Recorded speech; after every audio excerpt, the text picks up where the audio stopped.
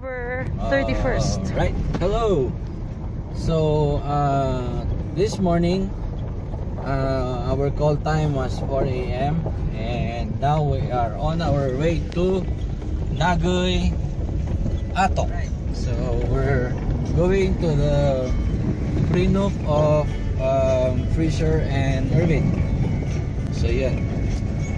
I will update you guys later kung paano ang condition ng kalsada at kung gaano kaganda ang sinasabi nilang hidden rice terraces ng Atok. With that, over and out.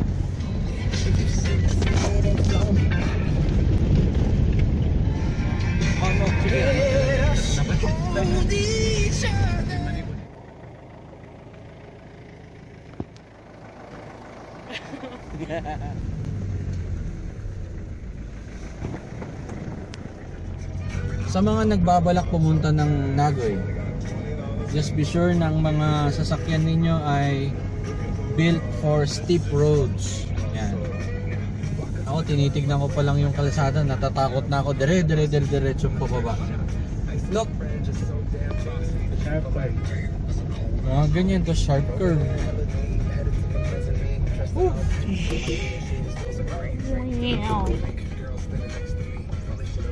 Diretso pa baba.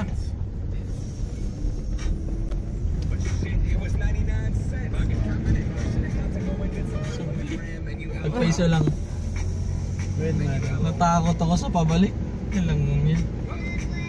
Diretso yung primera to. Wala slide ng bato.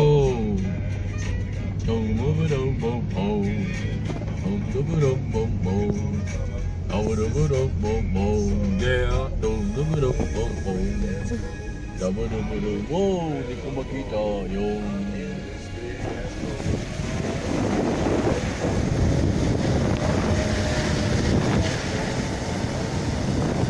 mas steep pa? Oh shucks. Sige, save the best for last, Ruby. Sige, over and out. Hindi, pagsardanan tayo mapagod. Look at those mountains.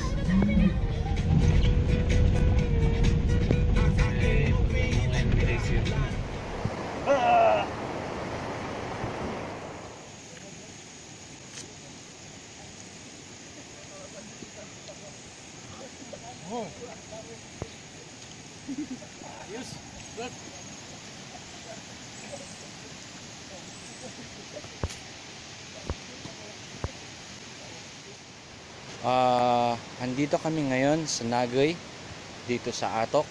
Sobrang steep pababa. Yan, pababa ganyan. And then dito actually hirap ang signal, mahirap ang signal. Sobrang mahirap ang signal dito. Kung gusto mong magkaroon ng signal, gayahin mo yung mamang yun. Ayun. Yung mamang yun, aakyat siya doon sa taas para mag-text sa kanyang labidudes. Ang pangalan ay Amy. Sus, flatmat dito eh. Rock-a-bye baby on a treetop. When the wind blows, the cradle will rock. Okay. Marami na kaming napuntahang buwis buhay. Pero ito isa sa mga pinaka-challenging na bilang wedding photographers ng What World. So yan. Yung mga kasama ko hindi ko na makita kung nasaan na sila. Ayun, yun. Pero ang target namin maakyat yon at mai-photoshoot ang couple at i-feature ang scenic na Nagoy Rice Terraces.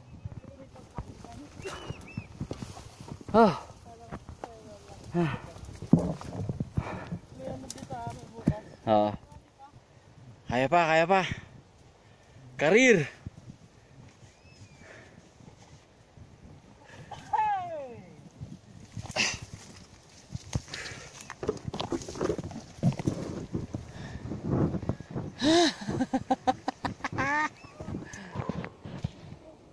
All right.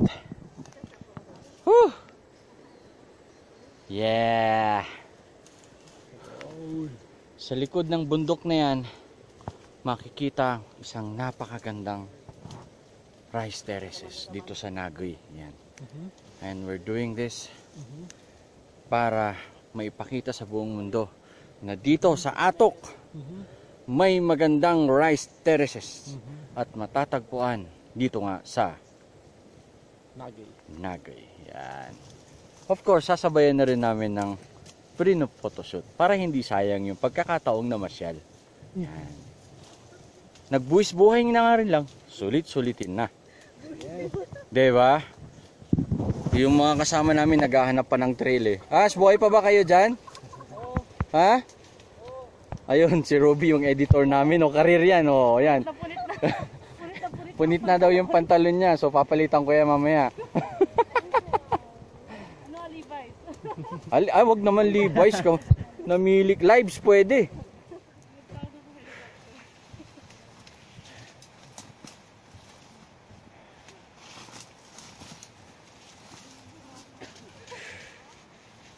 Kaya pa, Isay? Kaya mo no?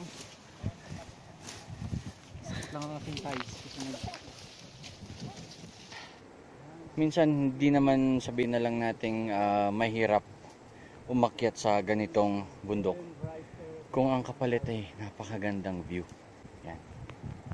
So here I will show you napakagandang rice terraces na matatagpuan dito sa Nagoy. Whew! Atok. And there it is.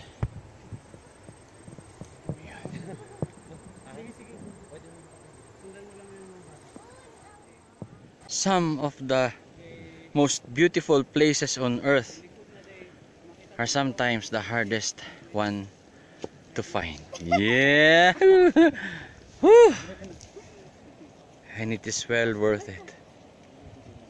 Well worth it.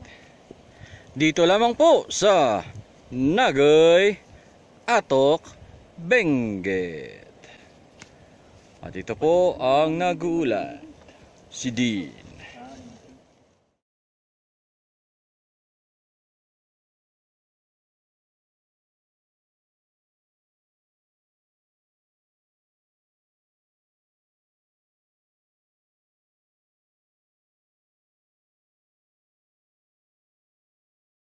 Okay. 3, 2, 1, and Waki! Isa pa, Waki, and 3, 2, 1, and Focus na, shoot. Going home, going home.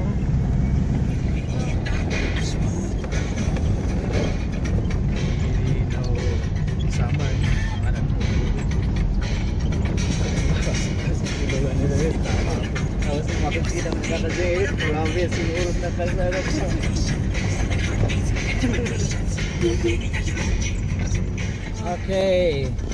Salamat sa magandang araw na binigay sa atin ng ating Panginoon. Ngayon po, uuwi na po tayo at sa mga susunod pa na araw, meron pa tayong babalikan ulit doon. Amen. Grabe, maganda. Sina Sai at Don, Ruby, Dean, nagandahan sa lugar actually. Yeah. Manong Dean? Tama. Ang Nagoy has one of the best rice terraces I've seen. Tapos it's in a hidden community. Maganda siya actually for photo purposes.